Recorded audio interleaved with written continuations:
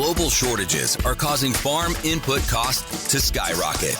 A Better Way to Farm shows you how to take control of inputs and maximize profits so you can farm the way you want. Now, from America's Heartland, here's your host. Hey, just Tyler here, field agronomist with A Better Way to Farm. Were you aware that our team spends each and every day providing solutions to farmers so that they can grow better crops and make more money? I truly do hope that you're having a great day, and thank you for tuning in. As we journey down the rows together on this quest for a healthy mind, we invited another new friend to the show. She grew up on a farm and currently still farms to this day. She practices in rural north central Illinois in the small town of Sycamore. She lives just outside of Sycamore, but that's kind of the general area. Most of us growers know the DeKalb, Illinois area. So if that kind of puts a better pin on the map, that's kind of where she's at. She has the ability to not only see you in the office, but also take visits through telehealth, which is a great feature in today's world where we can sit in a tractor cab and have a visit, which I absolutely love. So please help me welcome to the show our new friend, Sara Quincer. Sara, I'm looking forward to this conversation. Thank you so much for joining us. How are you doing today? I'm doing great, thanks. I really appreciate the invitation. I'm excited to be here. Yeah, we're kind of doing this mental health series. We just released an episode earlier this week because it's one of those things that in especially the rural middle of nowhere / middle of everywhere environment, agriculture is very lonely at times. It's a lot of one person doing this or two people doing that. It's not something where you show up to an office every single day and there's 50, 60 employees. So we thought it was extremely important to kind of address some of these issues. A few months ago, we actually dropped a series talk about succession planning, which is another difficult one, having to talk to mom and dad or brother, sister, and figure out where the farm's going to go when someone passes away. That's a very difficult conversation to have. But this one to me is probably just as important, if not more important, on your own mental health, because whether you believe it or not, there's always someone out there that loves you and cares about you, and you need to know that. And it's vital that we spread that message. So thank you very much for joining us. I know that I always do a fantastic job with my introductions, but why don't you do a better job and introduce yourself, kind of tell us again a little bit about where you're from, what you do, and all that good stuff. Sure. So my name's Sara Quincer. I'm a licensed clinical professional counselor. I've been providing mental health services for just about 20 years. I live in rural northern Illinois, like you mentioned. I grew up on a farm. My dad was a grain farmer. I married a farmer who was a hog farmer at the time and a grain farmer. We've since got out of hogs, but are still really active in grain farming. My husband owns a small business related to test plots for corn and silage. So we're very busy with a small business and with our home farm. That's fantastic. So I've got to ask you, because I had to deal with hogs when I was growing up as well. And my dad would always tell me, he's like, "Oh, you smell that, son?" And it's like, "Yeah, it smells like hog manure." And he goes, "Nope, that's the smell of money," right? Yep, smells like money. That's what we always heard too. It does not smell like money. I knew that because when I was working in the summertime out, scooping manure and I would go to eat lunch, to me, I didn't smell bad, but everyone else around me thought that I smelled bad because of the looks that I was getting. So yeah, hogs, that brings up some memories. I feel like we're probably starting my own counseling session right now, talking about the memories of dealing with hogs as a child. So I digress a little bit. So the first question that always comes to mind, what are some of those mechanisms or strategies that you would recommend to maybe a client kind of in their daily lives to kind of help them keep going? Yeah, so there's kind of maybe two parts to that. Well, I'd like to call it an off season, although I don't know if there really ever is much of an off season for a farmer. There might be busy times and less busy times. Let's call it that. Yes. So in some of those less busy times, it's really important to maintain your physical health as much as possible too, right? And that can be something super simple, like make sure you're drinking water, try to eat as regularly as you can. I know those things are challenges, right? So a Snickers bar and a Mountain Dew, right? Yeah. Well, I mean, any port in a storm. But at the same time, if you can do better, it might be to your benefit. So sometimes that might mean too, if you've got a long day in the office, right, pushing papers, which is everybody's favorite thing to do, see if you can step outside, go for a walk around, move a little, stretch even, just small things like that seem so simple. I often talk with clients about the idea that simple and easy are not the same thing. Simple requires very few steps, but easy sometimes is a little bit different, right? Mm-hmm. Honestly, be careful about alcohol consumption, right? It can often be a depressant. It can cause sometimes more problems than it solves. If you're prone to increased anxiety, watch your caffeine intake. I know that caffeine is like go fuel, but if you're prone to anxiety, it's going to make everything a little bit worse. Yeah, so I shouldn't drink the pot of coffee. That's one of the Maybe you things could make it half calf. Yeah. I've got a buddy, and he, in the wintertime, when we say we have this downtime, she'll always come to the meetings, and she drinks, I think it's 6 or 8 ounces of coffee a day, and that's it. No more, no less. And I'm sitting there on my third cup thinking, man, she's crazy. But like you mentioned, there, you fill that up with water instead of coffee, and it's amazing what it'll do. I know that I brought this up last time too, but I kind of follow a fitness guy because I need to be in better shape physically. And he was talking about, even before, he's like, well, before you get your workout in the morning, drink a liter of water. And I thought, oh, that's a good idea, until I got a liter of water and tried to drink it all at 5:30 in the morning. And it's like, I don't know how in the world, I know none of us are as hydrated, especially as farmers when we're going. There's no way we're as hydrated as we should be. And that's a huge first step to kind of feeling better about yourself. Now, one of the interesting things in our environment that we have to deal with is kind of sensitive on the subject of, I kind of brought up succession, where you have to deal with family, maybe it's mother, father, sister, brother, something like that. But when you look at the marriage and how this affects mental health and family dynamics, I know that those can be greatly impacted as well. Again, when you're out in the combine for 5 days in a row and you're not home with the spouse or the kids or whatever, what advice do you have for those farmers on kind of maintaining a healthy marriage, or just like a healthy relationship in general? Yeah, I think communication is really, really important as much as you can, right? I understand sometimes the day can get away from you and it's hard to do that. It's hard to communicate. I think it goes a long way, right? If you can let your partner know that you appreciate what they're doing, you appreciate that maybe they're holding down the household, or maybe they're out there with you, or whatever it is they might be doing.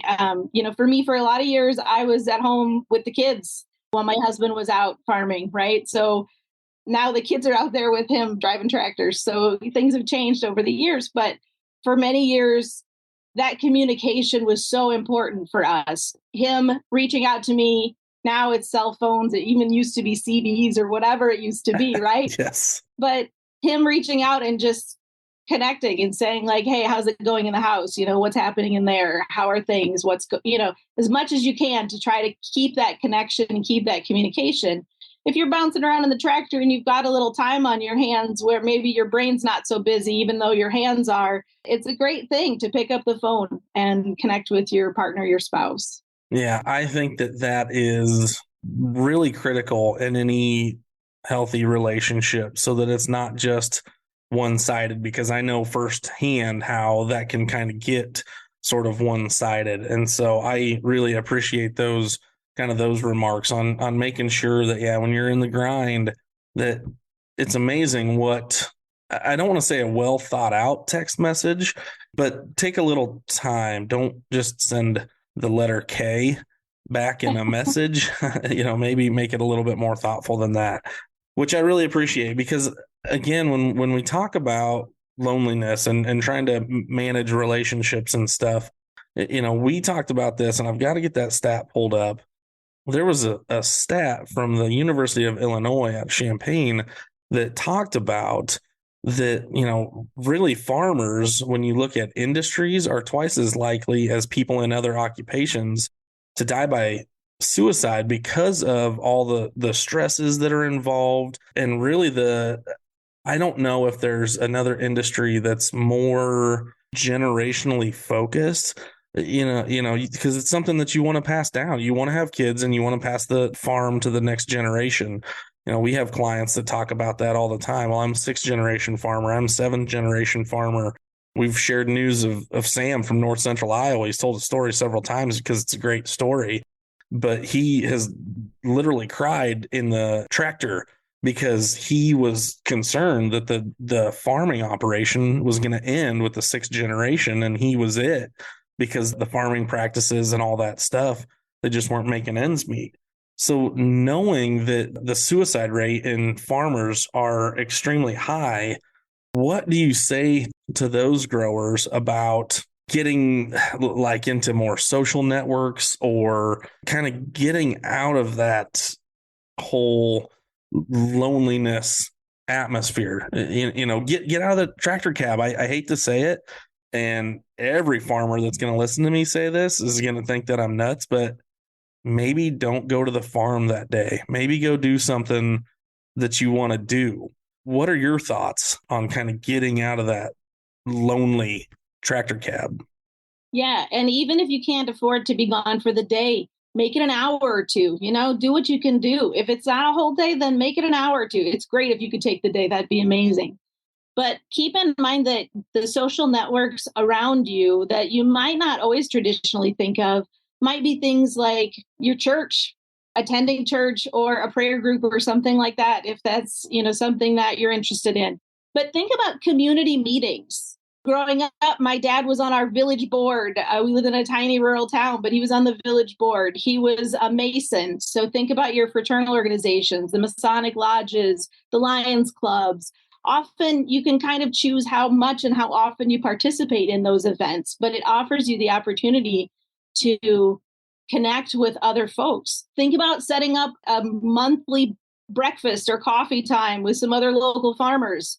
I mean, what a great opportunity to commiserate and create sort of relationships, right? Think about your Farm Bureau events, 4-H. I know in southern and central Wisconsin, they do a ton of farm breakfasts that are usually sponsored by 4-H, but they do just a ton of those. There's one almost every month, if not more often.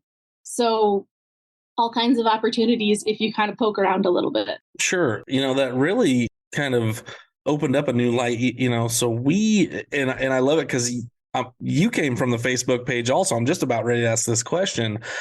Especially on our Facebook page, I think we've got 100 and some thousand followers, and that would be kind of cool to be able to kind of set up little pockets of, like a breakfast in a small town where people can go meet. I think that's a great idea, because I know that the daily grind, especially you livestock producers, it's tough to get away from the farm and try to make that work. I always make the joke about livestock, especially the cattle guys.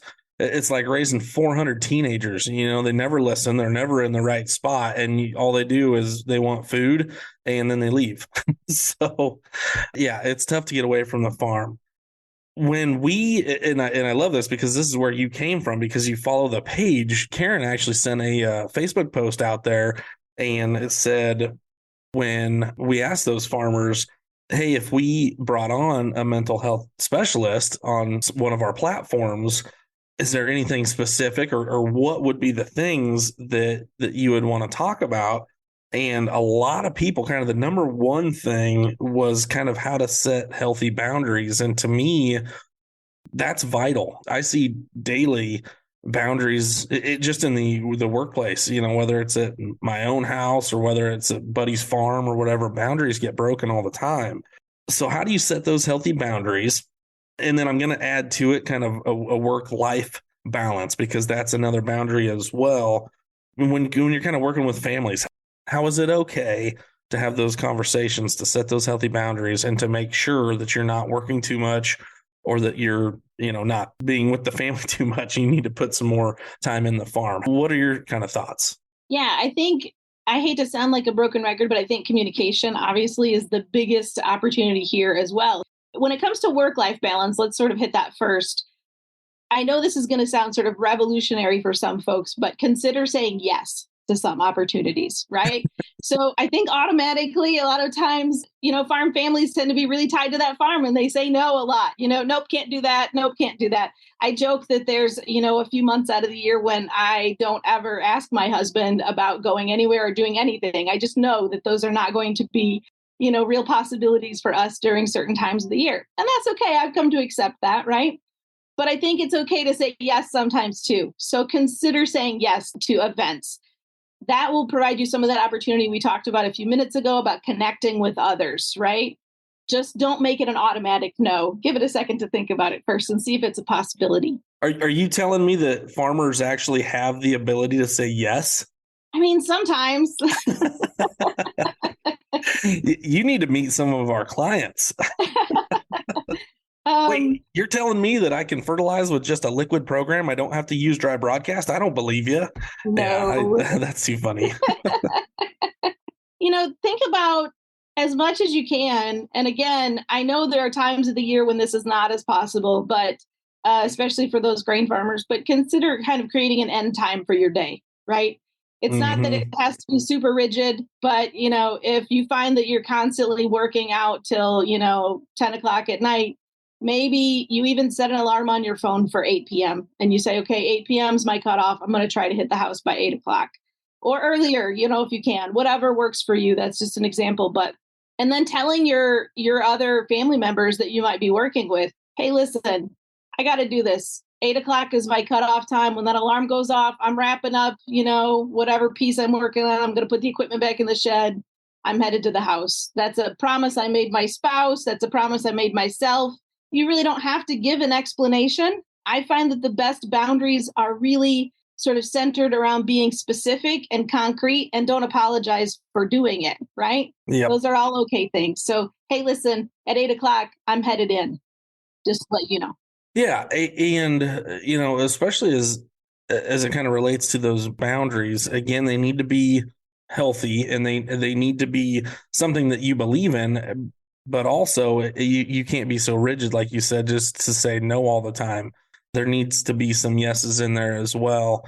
And I think that's vital to anybody's mental health, really. But some of the things, and you mentioned it a little bit ago, and I didn't want to bring it up until now, but sometimes it's difficult for us to see kind of on the outside that someone's truly hurting. But I know you brought up kind of alcohol. Hey, you know what? Maybe let's not open that other case of beer. Maybe, if you have one, that's one is good. Or maybe let's try none tonight and see what happens. But what are some of those warning signs for us, maybe we feel fine, but we notice again, mother, father, sister, brother, cousin, whatever it is, that, hey, you know what, something a little out of the ordinary. What are some of those warning signs that you would suggest to look for to maybe invite that person to listen to this podcast or to give you a call? What are some of those warning signs that you can kind of like pinpoint? So withdrawal is going to be the biggest one. And I know that can be hard to measure sometimes because life gets crazy, especially if we're talking about neighbors or something like that, right? We might not always know if it's just, hey, the neighbor's super busy and they haven't been able to connect lately, or they're kind of withdrawing. But withdrawing from community or family is huge. Isolating. And again, that's a little bit tricky with farm folks, right? Because spending all day in a tractor is expected sometimes. But that can also look like isolation. Giving up on things that somebody used to enjoy. They were an avid, Cubs fan, maybe, let's say, and they are no longer following the Cubs, or they're not paying attention anymore. They don't seem to be up to date on any of those things, right? Or other hobbies, things that they used to care about, they just don't seem to care about anymore. There are some words that are really sort of should be warning bells too. Things like, I don't even know why I do this anymore. I don't know why I'm still here. I can't really do anything right. It just seems like nothing's working anymore. My family might be better off if I wasn't doing this. Those are some real things that should create a warning bell inside your head. And if you hear those things, that's a good opportunity to have a conversation with somebody, which kind of leads me into the next step of what do you do, right? Yes. I was just going to ask that. So you can ask some easy questions, but you can also ask some really hard questions. oftentimes I tell people that if you're concerned that somebody is suicidal specifically, which I know there can be a lot of space between someone being depressed or isolating versus someone being suicidal, but don't ever hesitate to ask that question if you really think that's something that's going on. You asking the question is not going to encourage somebody to act on that thought. If you're asking it, you probably have an idea that they're already thinking about it anyway. And certainly you're not going to give them a thought that they weren't already having. So it's okay to say, hey, listen, the way you're talking lately, that sounds kind of like maybe I should be a little bit worried about you. Are things going okay? Or, hey, what if we grab some coffee tomorrow morning and let's have a chat? Or, something along those lines as well. I absolutely love that. And I'm going to reiterate what you said about asking the hard question, because I feel like we probably are too surface level with some of our questions. And what I mean by that is, if you ask a question and they answer it, nah, I'm doing fine. Just, kind of in a funk today or whatever, I had a flat tire. So now I'm, and I didn't get my coffee. I totally get that. But if you feel like, well, maybe that wasn't the entire truth, I feel like there's more there, by all means, dig a little bit deeper. Don't sit there and think all day long, oh man, my buddy or my cousin or my brother, I don't feel like they were truthful. Dig in and say, look, you know what? At noon, we're going to run into town and we're going to sit down and, have a chat or go somewhere to have that conversation. Don't allow that. No, I'm doing all right. And just leave it be. Ask the hard questions. If you got to be a jerk about it, be a jerk about it. It's better for that person to be with you tomorrow than for them not to feel that love and feel that caring and do something in the night. So, yeah, I absolutely appreciate that very much.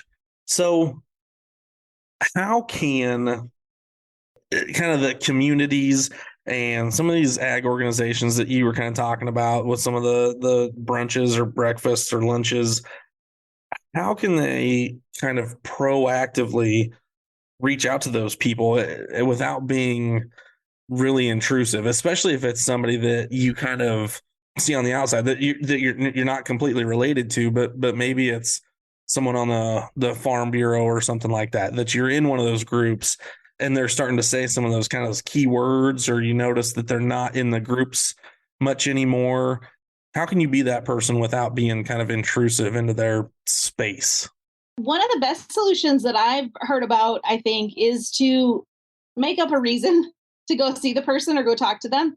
Make it an official reason if it has to be. Make it Farm Bureau business. Reach out and say, hey, we got this new program. I just wanted to walk you through it really quick. Reach out to the person individually. And if that gives you an opening, if talking about a similar experience or environment or the group that you're connected in, if that helps you get an opening to talk to somebody, why not use whatever resources you have? So start there, right? And if you're not a member of one of those boards and you're trying to connect with somebody, you can still start with a similar experience or environment. Hey, the weather's been really crappy lately. And, out here in Northern Illinois, we're in a drought and things are pretty rough. So I know, but I just try to remember that I can't really control the weather, and we've had years like this before and we've always gotten through it. So we're going to do our best to just keep going through it, Yeah, that kind of reminds me of something, because I currently going to counseling because I felt a little over a year ago that there were some things that I needed to work through that I needed someone, a professional to kind of help me out with. It wasn't something that I wanted to keep from my family. That certainly wasn't it, but I just needed kind of help beyond the family. And one of the things that I've kind of noticed throughout the years, it's interesting that there's an acronym. I'm terrible. I'm really good with math and science. I'm terrible with the English language. Is it an acronym? That's SAD, stands for seasonal affective disorder. Yes, thank you very much. Uh-huh. I think that's an acronym, right? So I have noticed that because in the wintertime, I help out with meetings and that's the sales time and all that stuff. So I get my high from talking to people, being interactive. And so when I isolate and I'm in a tractor cab or I don't farm a ton. I have a half acre of sweet corn. So when I'm at home, just kind of doing daily activity, I sometimes get sad, but it's more in the summertime, which you would think that being warm outside and the sun shining and all that, it's kind of the opposite because that's always the deal with that seasonal, what'd you call it? Seasonal affective disorder. Affective. Yeah.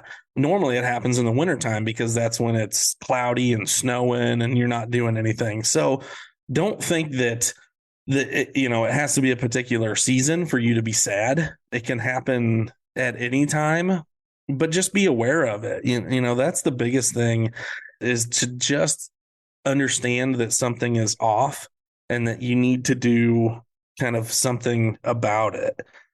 The other thing that I wanted to bring up was another difficult conversation because, again, there's so much pride in this ag industry. When you look at especially financial stress, because I know that that's a lot of issues. Last year, I can tell everybody had a good year by all the new tractors and pickups that they bought, but this year might be a different story. What are some thoughts or suggestions you have for a potential client that's like, look, I don't think that the farm is going to make it another year because of some of the financial decisions we're going to make or whatever. And they're getting really down and out because of that financial piece. Well, there are a lot of programs nationally and regionally that are intended to help farmers with financial decision making, right? So some of it requires a little bit of mousing around, but there's a couple of websites that I researched that I saw that offer some of those options too. So I can send you a list of those too if you want to include them somewhere. Or sure. But Farm Aid, Farm Resource Network, Farm Crisis Center. There's one called the Farm State of Mind. Those all have different kinds of resources available. So some of them are programs, some of them are financial support systems or financial advice. One of them offered a mentorship, even financial mentorship, so that you could kind of communicate with somebody else who is maybe not involved in your lending or borrowing or the farm itself to provide you with some suggestions or advice. I think on some level, the stress management part of that, though, aside from the specific decision making, which is just so individualized to each farm, has to come back around to some of those general stress management things that we've sort of mentioned earlier on in our conversation, right? Making sure that you're just doing your best to sort of, earlier we talked about putting things away once in a while or saying yes or saying no or setting some of those boundaries. And I think this is actually one of those places where you have to set a little bit of a boundary in your own mind. You have to sort of say, okay, this is a big problem that's sort of weighing on me, but here it is, evening, I'm trying to spend time with my family. I'm going to do my best to sort of try to set that aside for the time being, enjoy some time with my family, try not to focus on that too much. Yeah. That issue or that question will still be there tomorrow when I go back to work. Yeah, and I'm going to throw a shameless plug out there. That's how I got started with A Better Way to Farm. I came from the kind of the retail channel. I worked at a co-op and then I was a DSM for some seed companies, and I wanted to be out on my own. I felt like I could do it better than the companies were telling me. So I ran into a fella, and now he's one of my best friends. We actually share an office together. I've heard him a lot on the podcast, but Preston, he came to me and approached me and said, hey, Rod and I are doing this A Better Way to Farm thing, and we'd like you to come check it out. And it's like, that's fantastic, but I don't farm. So how can I be a part of this organization and not farm? Well, so all I do, I help out with some of these podcasts, and I am on the sales team, been on the sales team since 2014. So we are always looking for, people. It doesn't matter where you live, what your background is, anything like that. The cool thing is that we don't have any quotas or anything. You get out of it what you put into it. And so what we do really fits well with a farmer that maybe is looking to add a little bit of money on the side as well. So I'm not saying that that's the end all be all to financial stress, but if there's growers listening to this and they just need, maybe it's money for a vacation because, the kids are getting older and they say, Dad, we've never been on a vacation. Maybe you need $5, $6, $8,000 to go on vacation. That's something that, if you just hit us up and say, hey, do you guys have an opportunity on the sales side for us to be a part of that? We absolutely do. So there are some side hustles out there that kind of help. I know that it's tough to say, hey, I've got to leave the farming operation full time. But honestly, I had to make that decision when I was 18 years old. I came from a small farm. Both of my parents worked, quote unquote city jobs. And I knew that our farming operation was not large enough for me to go back and farm. And it's tough and it's no fun, but sometimes those are the real decisions that we've got to make. So yeah, I really do appreciate the thoughts on kind of how to handle that financial stress. Maybe if it's, hey, just go be with your family, leave it alone for a little bit and kind of revisit that tomorrow and get your bearings straight. As we kind of close this out, I want to ask a few more questions. But again, as we think of being in rural America, literally in the middle of everywhere, I always make that joke that we're in the middle of nowhere, but the middle of everywhere. Mental health resources are kind of few and far between. If you live in a big city, Des Moines, Omaha, Kansas City, Chicago, whatever, it's a lot easier to get access to some mental health resources. I mentioned earlier in the introduction that you do telehealth, which is fantastic. And I don't know, I'll have you expand on it if you're able to cross state lines or how you kind of view telehealth. But it really changed the game in getting mental health because it's literally just a phone call away and you can sit there and I feel like there's something to face more than just, on the phone hearing a voice. But when you look at that access to some of these resources, what suggestions do you have that farmers can kind of turn to for that assistance? Well, so telehealth is an amazing resource. I'll tell you that one of the positive things that actually came out of the COVID pandemic was that most insurance companies made an agreement to start paying for telehealth resources. And prior to that, almost none of them did. So I will say that, of all the things that came out of COVID, at least there was that was sort of a positive thing. It really opened up access to telehealth services. So that has been really amazing and a really great opportunity. I have done sessions with farmers who are in tractors. That's not a joke. It's an option now. So unfortunately, I'm limited by my licensure allows me to only practice in Illinois. So personally, that's my situation. You can be licensed in other states. So other therapists or counselors in your area may be licensed to practice in multiple states or something like that. So that is an option. If if the therapist that's closest to you is an hour away, that's a pretty big commitment to be gone from the farm for, an hour to drive there, an hour to spend there, and an hour to get back.